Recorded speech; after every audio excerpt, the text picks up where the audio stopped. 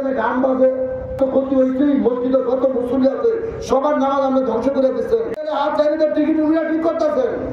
এই ভাই কথাগুলো উত্তর দিয়ে মশাই কামড় দিলে হাতে থামাতে মশা মারতেছে। সামনে একটা কোনো কিছু থাকলে, ধরেন একটা বিড়াল আছে, একটা যে কোনো একটা কিছু যদি সামনে হঠাৎ বেড়ে যায়, সেটা যাওয়ার আগে আমরা নামাজের মধ্যে দাঁড়াইছেন, আপনার মোবাইলটা এমন আস্ত ক্ষতি হয়েছে। মসজিদের কত মুসল্লি আছে, সবার নামাজ আপনি ধ্বংস করে দিচ্ছেন।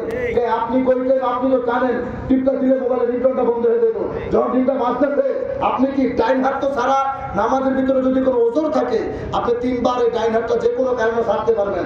বাম হাত ছাড়া নিষেধ। এটা বাম হাত হচ্ছে নিয়োগ বাধার মূল খুঁটি, মানে খুঁটি। এটা আপনি এই হাতের উপরে কিন্তু ডাইন হাতে ভাবে ধরছেন, তিন আঙ্গুল দিয়ে, তাই না? এই হাত ছাড়া আপনি রিং বাজতেছে, অটোমেটিক আওয়াজটা বন্ধ করে দেন না আপনি। মনে থাকবো কথা বলে না। উচিত হচ্ছে মসজিদে ঢোকার আগে বন্ধ করা।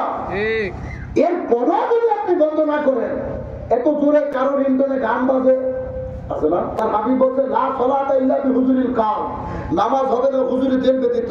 নামাজের মধ্যে যদি এই মোবাইলের রিংটোন বাজতে থাকে, হুজুরি কালকে দুনিয়ার চতুর্দিক থেকে আপনার মনটাকে ঘুরাইয়া এক আল্লাহর কুদরতি কদমে আপনি সেজদা দিচ্ছেন। মানে অর্থ হচ্ছে আল্লাহকে আপনি দেখতেছেন, দেখে সেজদা দিবেন। কিন্তু আমরা তো আল্লাহকে দেখার মতো সেই যোগ্যতা এখন অর্জন হয় নাই। আমার আপনাকে হৃদয়ে ধারণা থাকতে হবে, আমি আল্লাহর কদমে আছি, আল্লাহ আমাকে দেখতেছে। যদি মোবাইল যখন টং টং করে বাইরে উঠে, আপনি খেয়াল কি নামাজ আছে না মোবাইলে? আমরা তো সবার নামাজের ক্ষতি করলেন।